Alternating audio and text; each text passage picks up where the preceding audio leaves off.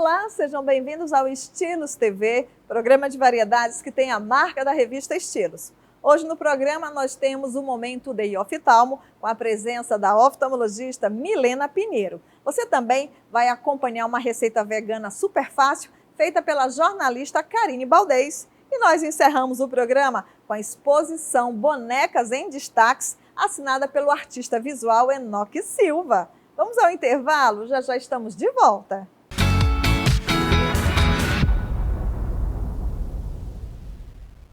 A UDI Oftalmo tem como objetivo cuidar da saúde dos seus olhos. Temos uma equipe de profissionais em constante capacitação para melhor atendê-lo.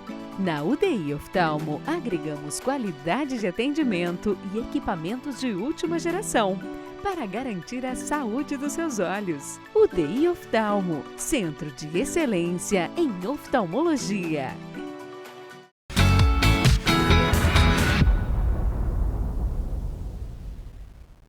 E a gente começa o programa com o Momento Day Oftalmo e com a participação da oftalmologista Milena Pinheiro. Acompanhe!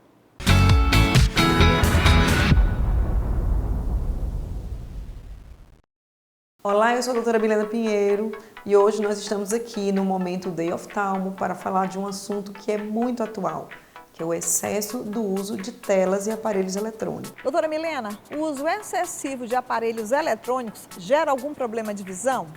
É verdade que o abuso de telas em ultraperto, muito em cima dos olhos, principalmente como as crianças costumam ficar, pode causar um tipo de estrabismo. E por que a gente tem batido muito nessa tecla? Porque esse estrabismo pode ser cirúrgico.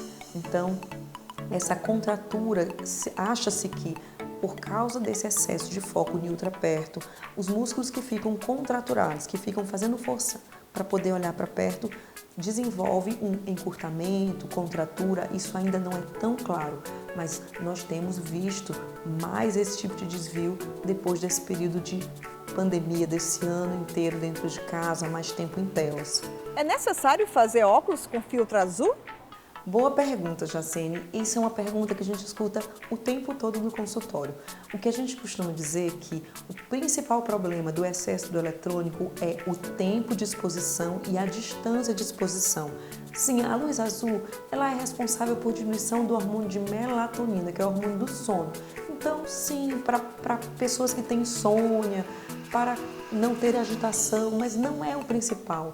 Não quer dizer que, se eu colocar um filtro de luz azul, eu posso deixar horas o meu filho no eletrônico. A gente brinca aqui com os pacientes, com os pais, o seguinte: o principal filtro é o cronômetro, o principal filtro é o tempo. Então, o que eu não quero é uma criança muito tempo direto olhando para uma tela de perto. Então, controlar tempo e distância, isso é o principal. E muito mais até efeitos surtem mais efeitos fazer isso do que colocar filtro de luz azul. E que os pais devem fazer para que as crianças não fiquem tanto tempo em frente aos aparelhos eletrônicos? Ótimo, Jacine. Então, os pais também perguntam muito isso. Foi um período difícil, que as crianças tiveram que ficar mais tempo dentro de casa e por isso elas terminaram abusando mais, eles terminaram liberando um pouco mais. Mas eu explico o seguinte: estamos retomando as nossas atividades com segurança, então está na hora de voltar a estimular as crianças a fazerem atividades ao ar livre. Atividades olhando para longe, com segurança, mas que façam atividades ao ar livre. Elas são muito importantes para controle de progressão de grau, atividades que possam ter luz natural. Então, isso é o principal, estimular atividades extra-tela, atividades que fazem sair da tela. Na verdade, nós já vimos com essa campanha antes da pandemia, mas depois da pandemia realmente ficou mais difícil e a gente está mais incisivo e falando mais ainda com os pais sobre isso. Uma das dúvidas dos pais é: se meu filho ficar muito tempo perto da tela, ele pode ter algum problema de estrabismo? É verdade que o abuso de telas em ultraperto, muito em cima dos olhos, principalmente como as crianças costumam ficar, pode causar um tipo de estrabismo. E por que a gente tem batido muito nessa tecla? Porque esse estrabismo pode ser cirúrgico.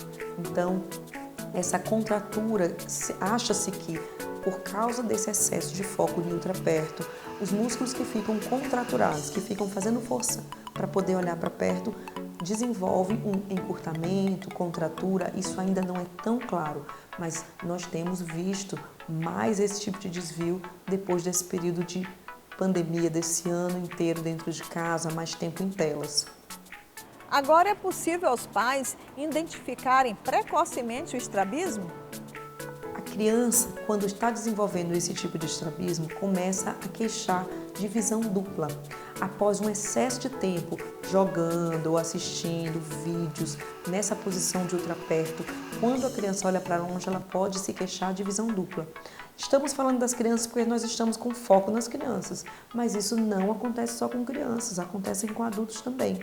Então, passar muito tempo no eletrônico, olhar para longe e ver embaralhado, como se fossem duas imagens, e isso demorar um pouco para juntar novamente, é um sinal precoce de que isso pode estar acontecendo.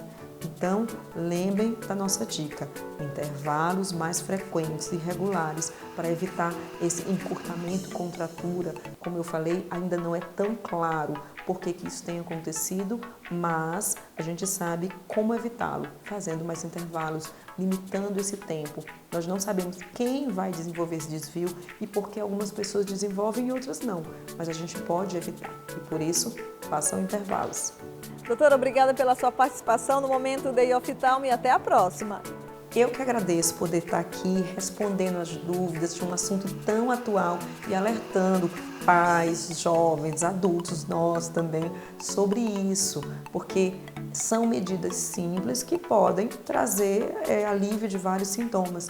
E para demais dúvidas sobre esse assunto, pode mandar no nosso Instagram, pode mandar para o Instagram do programa também.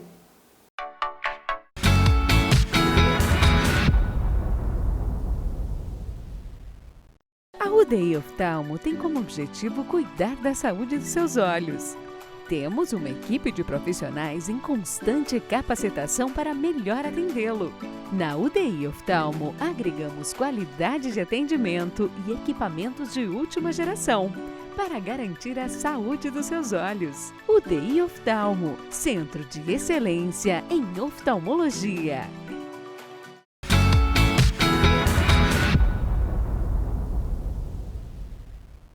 Você gosta de comida vegana? Quer aprender a fazer um hambúrguer super fácil? Pois acompanhe agora o passo a passo com a jornalista Karine Baldez.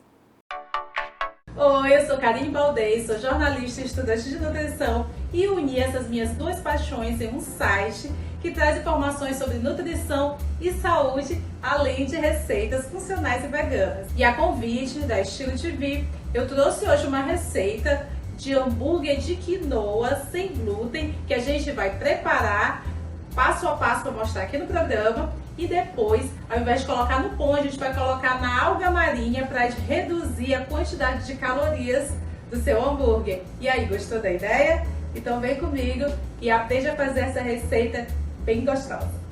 Bem, então a receita vai levar uma xícara de quinoa vermelha, nesse caso aqui ela já foi pro molho, 500 ml de água filtrada, azeite o suficiente para fazer o refogado, meia cebola picada, aquela cebola grande, tá? Salsinha picada, pode ser um maço de salsinha, um alho amassado, uma xícara de farinha de grão de bico, mas você pode usar outra farinha de sua preferência, uma colher e meia de sal, orégano, pimenta do reino. Bem, para montar o hambúrguer, a gente vai precisar de alga marinha. Olha só como é que é. Aquela alga de fazer sushi, tá? Cebola, tomate, alface. Isso aqui, na verdade, são sugestões. Vocês podem também usar a criatividade de vocês, tá? E aqui é maionese vegana, geleia de pimenta e ketchup. Então, a gente vai primeiro colocar a água na panela. Já tá quente. A gente vai acrescentar a quinoa. para ela cozinhar da mesma forma que se cozinha o arroz. Ela vai cozinhar até essa água secar. Enquanto a quinoa tá aqui cozinhando, a gente já vai preparar aqui o refogado agora. Um pouco de azeite. Agora eu vou colocar a cebola.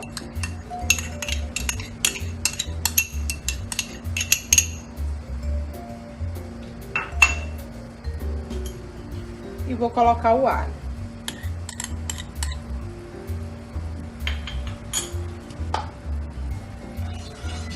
Vou deixar esse refogado aqui agora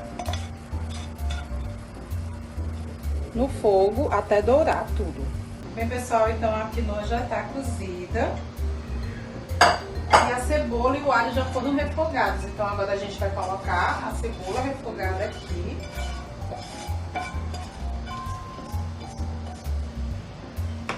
Junto com a quinoa cozida. E a partir de agora a gente vai começar a colocar os ingredientes para preparar o hambúrguer. Bem, então a gente vai começar primeiro colocando a salsinha.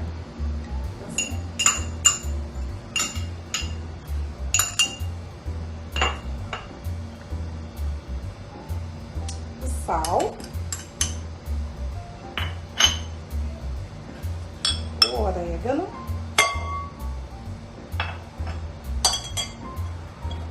A pimenta do reino a gosto.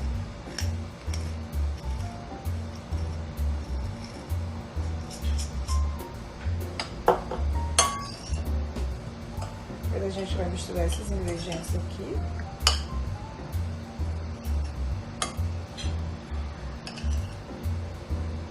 Bem, e agora a gente vai entrar com a farinha de grão de bico. A farinha de grão de bico é uma farinha que dá bastante liga. Além disso, o grão de bico é uma leguminosa rica em proteína. Ou seja, esse hambúrguer vai ficar mega proteico.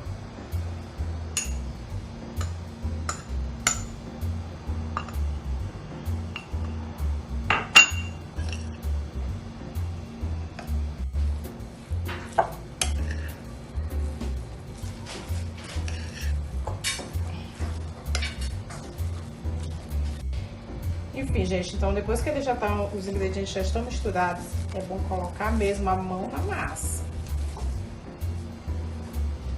Por isso é bom que a quinoa esteja fria na hora de fazer isso, tá?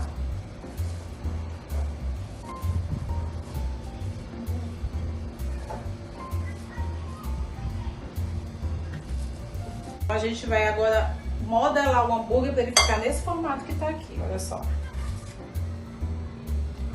Eu vou mostrar de duas formas para vocês. Primeiro, só a mão, não tem problema, sem o modelador. Deixa eu uma quantidade mais ou menos dessa aqui na mão. Amassa um pouquinho. E aí você vai modelando seu hambúrguer. Inclusive, você pode fazer maior do que esse. Ou fazer o mini hambúrguer, né?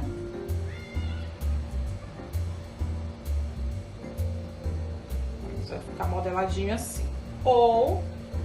se você tiver esse arinho aqui, você pode só pegar a massa, jogar aqui dentro e fazer isso.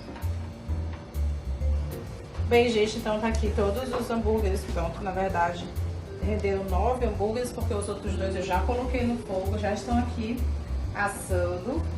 E antes de dar continuidade à receita, eu acho importante fazer algumas observações. Quando você colocar a quinoa de molho, depois que tiver passado o tempo de 6 horas no mínimo, mas você pode deixar 12 horas, 24 horas na geladeira. Aí você vai desprezar a água do molho, lavar a quinoa para depois cozinhá-la, tá bom? Bem, gente, o hambúrguer já está assado. Então agora a gente vai começar a montar. Primeiro eu gosto sempre de colocar o alface aqui na base, em cima da alga. Depois eu coloco o hambúrguer. Mas, gente, fica muito a critério. Se você não quiser colocar alface, não precisa. Você pode fazer só com a alga, do jeito que você quiser, tá? Pois é, então eu gosto sempre de intercalar um molho caso eu já coloquei alface, o hambúrguer. Eu vou colocar agora a geleia de pimenta. Não indico exagerar na geleia de pimenta, a não ser que você goste muito, ou que a geleia não seja muito apimentada. E agora a gente vai colocar o tomate. Agora a gente vai colocar a maionese vegana. Cebola. Aí eu gosto com bastante cebola. Inclusive você pode fazer a cebola crisp para colocar também. E por último, o ketchup orgânico. Gente, esse ketchup orgânico não tem muito conservante, nem corantes artificiais. Então é bom você saber escolher bem os ingredientes na embalagem antes de comprar.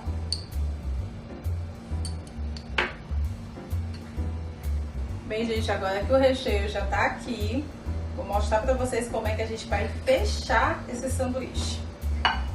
Olha só. Você vai pegar uma ponta aqui, outra aqui,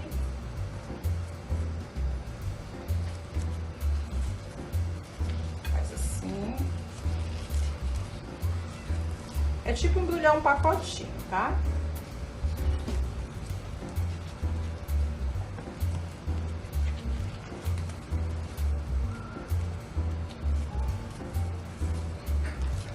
Em seguida, depois que ele tá assim, um pacotinho, você vem, olha só, e coloca, pode inclusive aproveitar a mesma frigideira onde fez o hambúrguer, se ela não estiver muito suja. A parte que tava aberta para baixo, né? Com o calor da frigideira, ela vai fechar. Eu vou mostrar pra vocês. Bem, agora eu vou virar, mostrar pra vocês como é que ele tá fechadinho do outro lado. Então, a parte da abertura ficou pra baixo, e olha só quando a gente vira como é que fica. Tostadinho aqui, ó. E fecha. O recheio não tá saindo de nenhum lugar, como vocês podem olhar. Aí agora a gente vai deixar desse lado do outro lado pra assar também desse lado. Eu gosto de encostar um pouquinho assim na lateral da frigideira, para ele também torrar nas laterais. Então, gente, agora eu vou mostrar pra vocês como é que eu como o meu hambúrguer, tá? Esse é o jeito raiz de comer esse hambúrguer, tá bom? Olha só, eu pego um guardanapo bem grande e seguro com a mão.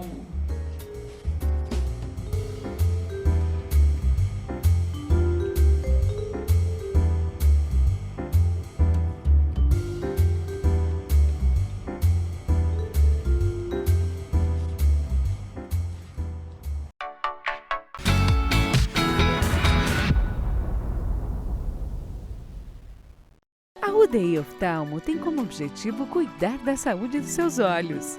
Temos uma equipe de profissionais em constante capacitação para melhor atendê-lo. Na UDI Oftalmo, agregamos qualidade de atendimento e equipamentos de última geração para garantir a saúde dos seus olhos. UDI Oftalmo, Centro de Excelência em Oftalmologia.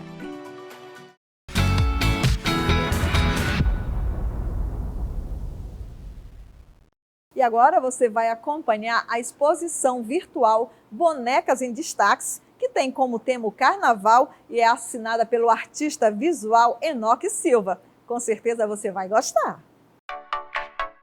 A ideia da exposição surge desse momento tão delicado que a gente atravessa, não é?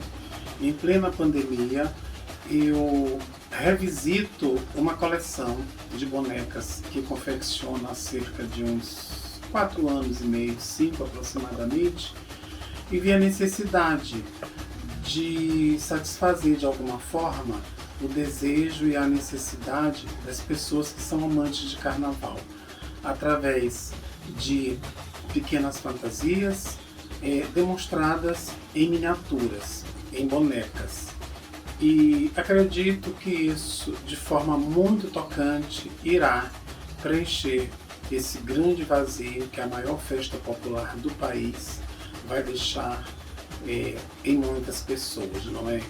o espírito, a alma do brasileiro nunca mais serão os mesmos e as mesmas por conta da falta disso tudo. E a gente tenta compensar isso com essa demonstração de arte e carinho.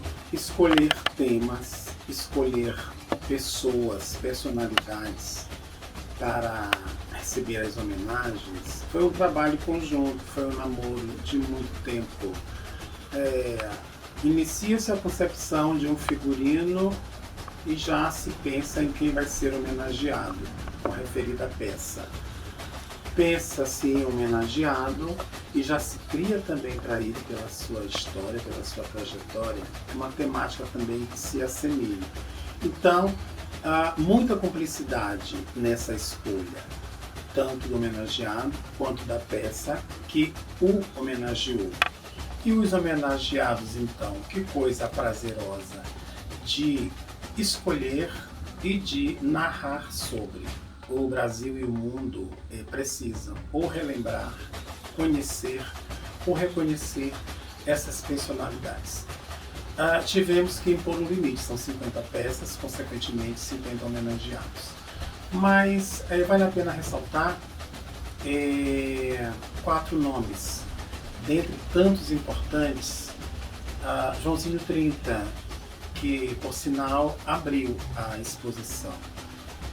Maranhense, desbrava o Rio de Janeiro muito jovem, com o intuito de ser bailarino, e se transforma em um grande carnavalesco que modificou, redimensionou o carnaval do Rio de Janeiro e o jeito do Brasil fazer carnaval, dando ênfase a Ratos e Urubus, Larguem Minha Fantasia, um enredo antológico que divide o carnaval do Brasil em 2 fases, antes e depois de João 30. Não foi campeão, mas a fama, o impacto e a influência que esse enredo estabelece torna, sem dúvida nenhuma, Joãozinho o carnavalesco do século. Na sequência, o nosso saudoso e queridíssimo Chico Coimbra. Quem nunca viu as roupas de Chico? Quem nunca viu os carnavais de Chico? Quem nunca ouviu falar do seu estudo e a sua pesquisa sobre a fibra do Buriti? Uma figura fantástica, um profissional ímpar. A mente do Chico Coimbra sempre esteve à frente do seu tempo. Ele quem traz o modelo carioca de fazer carnaval em São Luís dos anos 70. Ele quem insere a beleza negra nos seus desfiles e nos concursos de beleza. E ele quem transforma a moda do Maranhão e influencia muito na moda do Brasil. Foi o meu descobridor e o meu incentivador na segmentação e arte de fazer carnaval. Ele quem me apresenta a João 30 e João 30, consequentemente, me lança também no Carnaval do Brasil e do mundo. Todo o universo do carnaval só existe hoje em função especificamente do samba. Samba esse que nasce nos terreiros da casa de tia Ciata, baiana, que mudou-se para o Rio e era quituteira. Por muitas vezes na sua casa houveram intervenções da polícia para proibir o batuque. Batuque esse que deu origem ao samba, hoje executado nas grandes escolas. Então, tia Ciata, como homenageada, a grande mãe baiana do samba. Em consequência do samba, as escolas de samba e o próprio tema da exposição, Bonecas em Destaque, não poderia deixar também de mencionar Olegária dos Anjos, a primeira grande destaque dos desfiles de escola de samba do Rio de Janeiro. Ela surge nos anos 50 e na escola de samba Império Serrano usa uma grande roupa completamente fora dos padrões dos carnavais e fantasias feitos até então. Então a pesquisa e a história sinaliza Olegária dos Anjos como a primeira grande destaque dos desfiles de escola de samba. Vamos ter a oportunidade de ver ou rever uma criação sua compondo a coleção? Não. Essa pergunta é feita por todos os seguidores e por todos os queridos amigos e fãs que têm acompanhado a exposição virtual. Eu deixei o espaço exclusivamente para homenagear essas personalidades. Vamos esperar a Marquês de Sapucaí ou outras passarelas para me verem usando figurinos em tamanho natural.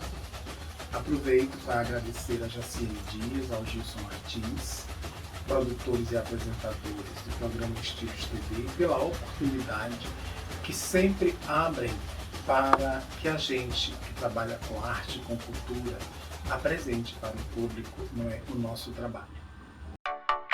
A gente fica por aqui, mas antes quero fazer um convite a você. No dia 13 de fevereiro, nós iremos realizar o Bloquinho Estilos, que é uma live solidária, bem carnavalesca, lá no nosso canal no YouTube. Como vocês já sabem, nós não teremos este ano o carnaval presencial por causa da pandemia do coronavírus, mas a revista Estilos e o programa Estilos TV realizam o seu bloquinho, só que virtualmente. Dia 13 de fevereiro, aguardo todos vocês. Até lá!